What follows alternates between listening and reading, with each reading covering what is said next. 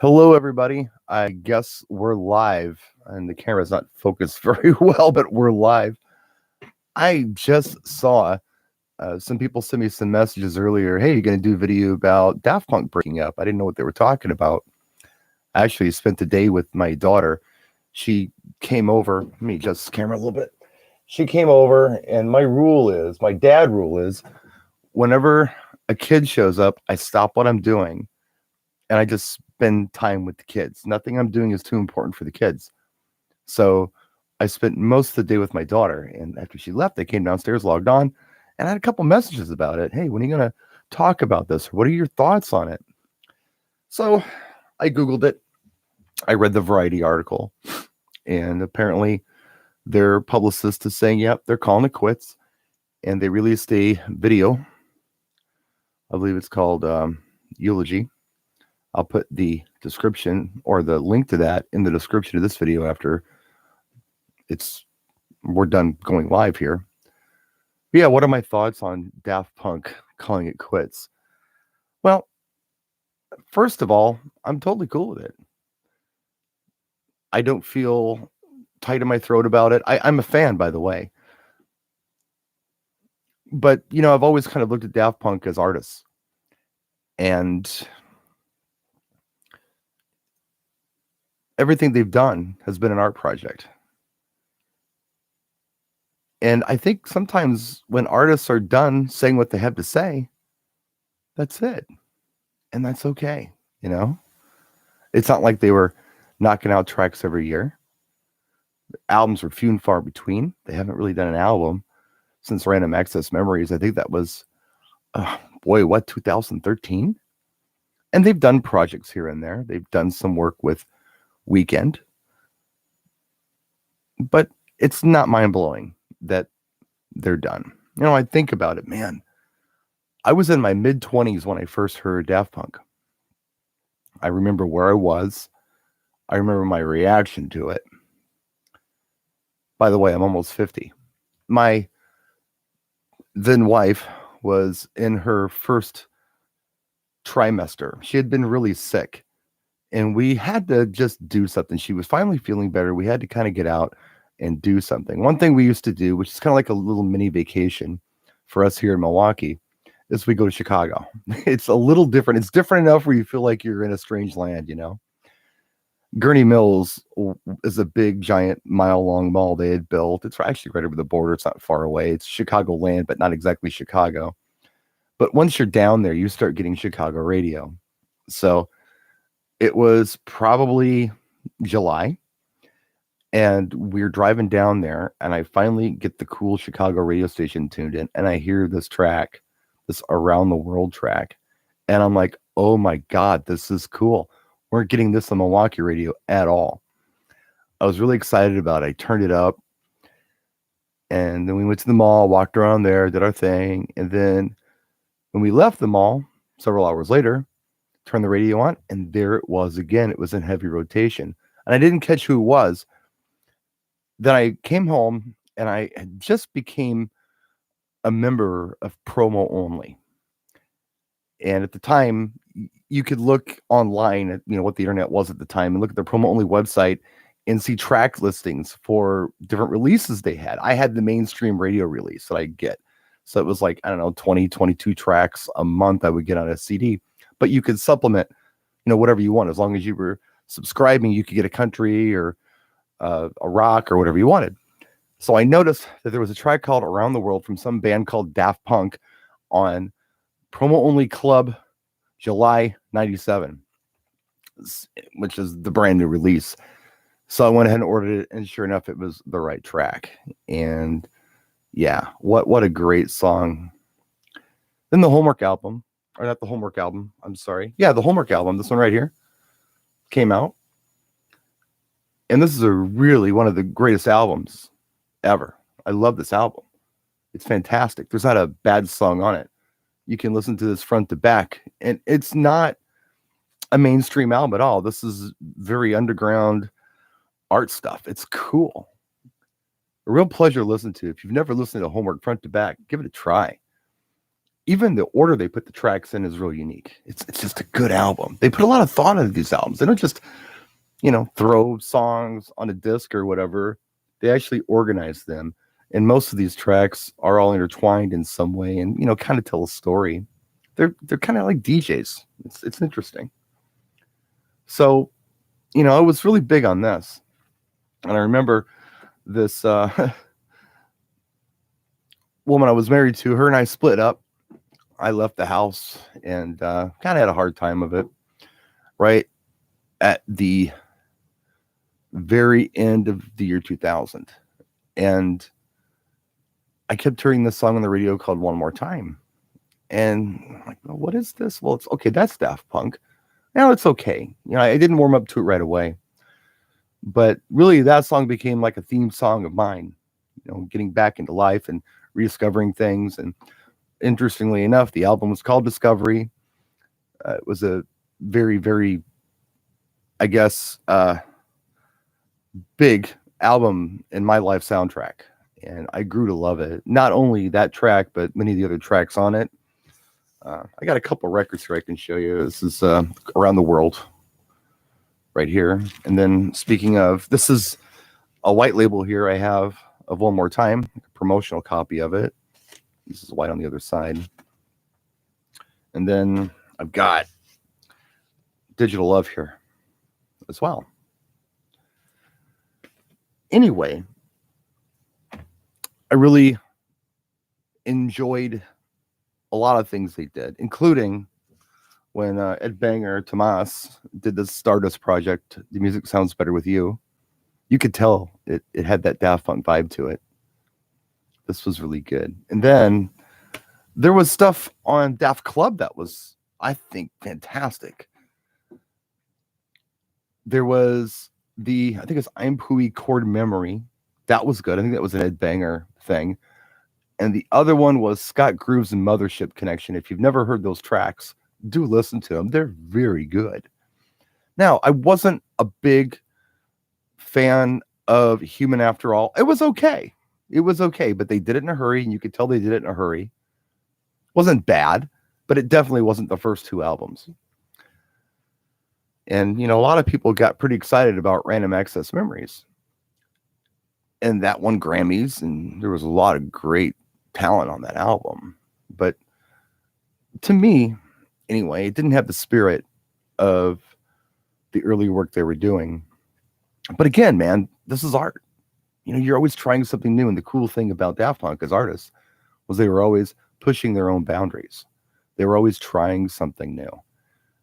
They went from being DJs to being electronic musicians to being like some of the best artists to ever utilize the art of sampling I've ever heard. The Discovery album is all samples pretty much. It's amazing. In my early days of YouTube, I kind of cut my teeth on breaking down some of their tracks in sample form. I did One More Time. I did Digital Love. I did, oh boy, what else? I did tons of songs. I did High Life. Oh boy. Harder, Better, Faster, Stronger. A lot of them. If you go back and look, if they haven't been taken down or flagged or something, they may still be there. But they kind of helped put me on, the YouTube map. People would search for that and subscribe. And so I owe Daft Punk that, and thank you, Daft Punk, for not flagging my stuff and punishing me too much. In fact, there's one video, if you go way back, where there was an account created and a comment was made that pretty much told me everything that was done to create the song One More Time. And the way it was written and the details that were in it, I suspect that Geir Tomas created an account, wrote this beautiful comment under my video, and then deleted the account. One of these days, maybe I'll tell you what, if I can find it, I'll copy and paste it and I'll put it in the description of this video, the comment. It's pretty cool. But anyway, yeah, I mean, I am totally cool with this. And, everything that has a beginning, has an end. Are they really done? Well, I don't know. I mean, nobody does. I don't think this is a publicity stunt. It doesn't feel like their style to do this. They're not attention hounds. They're not. I mean, they got robot masks on. I mean, most of us really don't know what they look like. I mean, there are some pictures out there if you search it in the early days. You know, I think even in the Homework album, there's a picture of them. But, you know, today, I mean, 25, almost 30 years later, I mean, we don't know what they look like. So, I don't know. I'm okay with it. But, you know, I really appreciate the fact that we got the gift of their talents and we were able to watch them grow as artists. Oh, by the way, Interstella 5555, the story of the secret star system. It is an anime movie that they did. And it was panned by critics and everything else. And I think they eventually ended up just selling the rights to somebody for it. It was a loser for them. They spent a lot of money on it and they lost money on it. But it's beautiful. If you get a chance to get the DVD or something, because you can get it if you go on like eBay or something, it'll be there. I bought a copy from my niece. She really loved that movie.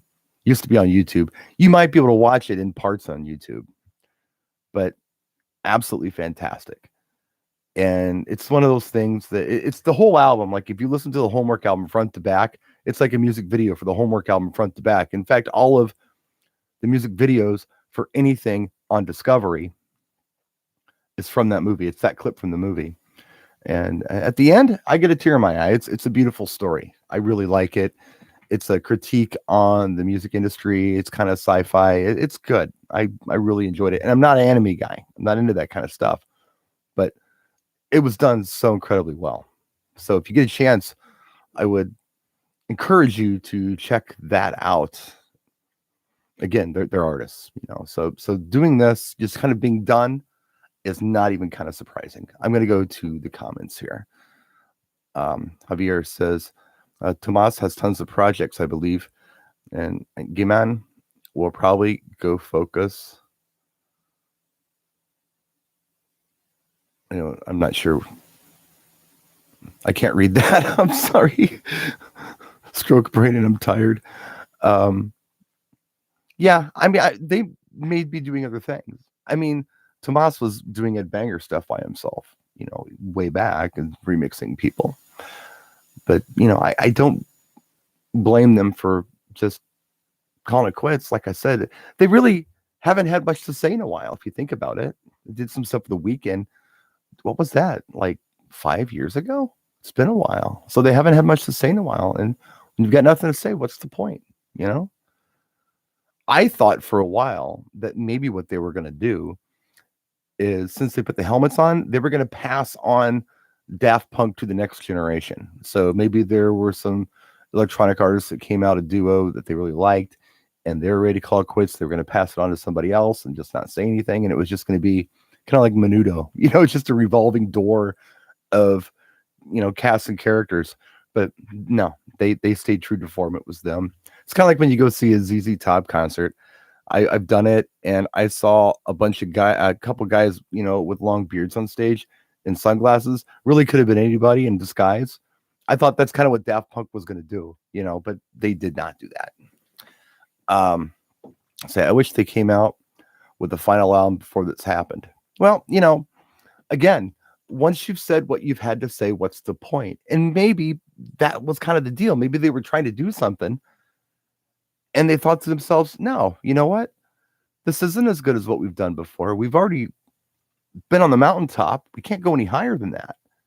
Maybe it's time to call it quits. I respect that. I remember bands like NXS, for instance. You know, they started out rather modest and climbed and eventually hit like the NXS Kick album, which was a global phenomenon. It doesn't get bigger than NXS Kick. Where do you go from there? You know, you've plateaued. All you can do is either stay there or go down. So I don't blame them for not doing a last album if they didn't feel like they had it in them. You know, I don't blame them one bit. And who knows? Maybe they've recorded all this material that they're just going to trickle out over the years. And then, the other thing I'm thinking about is when I first heard, let's say, the Homework album or even the Discovery album, which, we're only what, like 4 years apart, 4 years apart. At the time, I'm in my 20s, by the way, when this is happening. At the time, I'm thinking to myself, I'm probably not going to be digging this in 10 years. I'm going to be on to something else. This is very novelty. I'm not going to care, but totally not the case. This stuff had amazing staying power. And now I'm thinking to myself, if somebody released Daft Punk Homework today, they'd never heard it before, and all of a sudden that album dropped, it would still be massive. It ages very well. It was kind of retro at the time and unique. So, I don't know. The stuff has some pretty amazing staying power. I don't think they have anything to prove. I don't think they have anything that they didn't do that they wanted to do. Like I said, they went from kind of the DJ thing to electronic music to, master the sampler, producing. They did the live music and instrument thing with Random Access Memories. What more is there to do? They did what they had in them, and it's time to move on and do something else, or just call it quits. And again, totally cool with that. Yeah. Will I miss them? No, because they never went anywhere. Because they're right here. They're still here. Their music is here, and it's not like Prince, where for 30 years or more there was a new album every year to dig, So when Prince stopped producing material, you missed them. But Daft Punk wasn't like that. They didn't put out material every year or every 2 years. They put it out when they felt like putting it out, when they had something they felt like was worthy of putting out. Unless they were trying to fulfill, some kind of record obligation, which may have been the case with Human After All and Virgin Records. I don't know. I don't know much about them, but I never really felt like they were trying to be in our faces with hype and media and publicity. They just kind of created music, and you caught it where you caught it. They were asked to do projects with other people in movies like Tron and, like I say, Weeknd, Kanye West, and other artists, but they weren't out looking for it. They could have done anything they wanted. When you think about it, they could have done anything they wanted. And even if they just kind of had this idea where it's like, okay, we're just going to do this stuff when we want to after Random Access Memories, they could have done anything they wanted. They could have done an album a year, an album every 6 months. They could have done all kinds of stuff, but they didn't want to. Or they didn't do it because they didn't feel like they had anything unique to offer us. And every time that something came out from Daft Punk, it was different. They didn't do the same thing twice. You didn't get Homework 5 times. You didn't get Discovery twice. You didn't get any of that. It's always was different. And I really respect that. I think I like artists better than I like, musicians and their artists for sure. But that's where I'm at on it. Back to comments. Oh, Joey Blue. All good things come to an end. Yes, they do. My bro, let's see. I wish they would do a bit more recent music. The last thing, which I really like, was the Weeknd song. We may hear something from them as producers. I don't know. But if I think about my favorite artists of all time, any of them, David Bowie, Prince, the NXS stuff, George Michael, the big ones, even like Hall & Oates, even rock bands like Van Halen, Led Zeppelin, the Beatles. Their best stuff was when they were young. There's something about a fresh mind on this stuff that's amazing. Now, Paul McCartney put out an album called 3 a while back, and none of you have heard anything off of it because Paul McCartney is like 77 years old. It's not that he can no longer do music or perform live, But when it comes to coming out with these tracks that just grab you, it seems like this is a game for the young.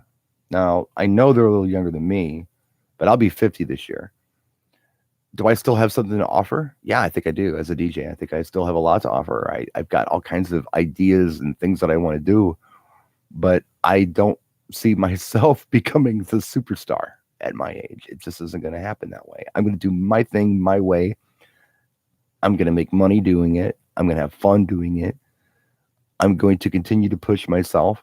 But having said that, maybe some of my best work was when I was younger.